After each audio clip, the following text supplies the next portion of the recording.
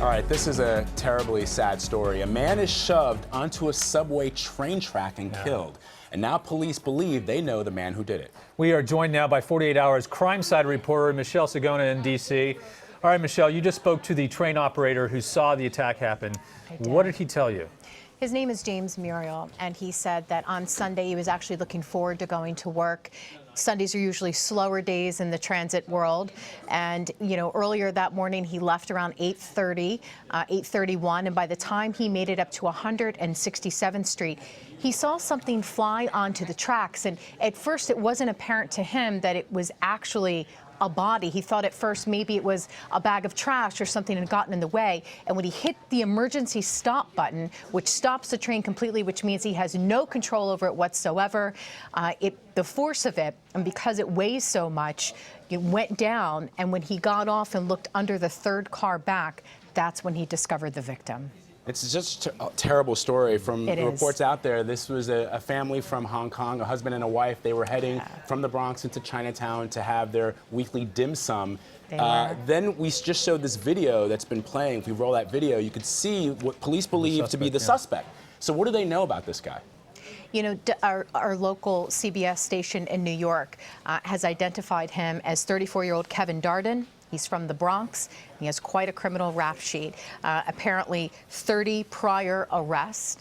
And at this point, you know, I've been on the phone a couple times today with the NYPD and also have been interacting with them over email. They won't confirm his name, but they, you know, what they have said is that, of course, they're moving forward. They're accepting tips. So that tells me that they've got some information and, you know, they're going out, they're really pounding the pavement. They're putting out posters. They're doing everything to try to locate this man.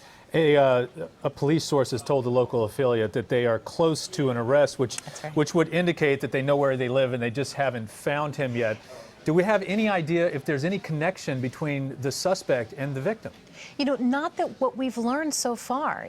This appears to possibly, allegedly be some sort of random attack. I can tell you that James Muriel said that in his 23 years at the transit system, this is the third time this has happened to him, but this is the first deliberate act.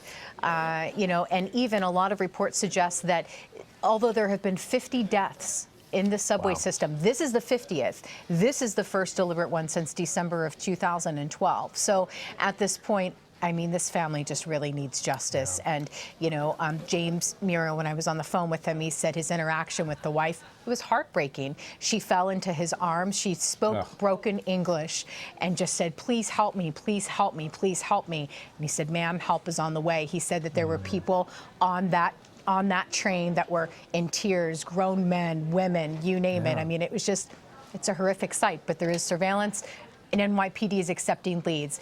You can also log on to 48 Hours Crime Site or website. We will continue to cover this case and many others. Michelle Sagona, thank you. You know, I ride the subway almost every day. It is on every subway rider's mind when you're standing there next to the gap that you don't want somebody walking up. Thanks again. We'll stay in touch with you on this one. I appreciate it.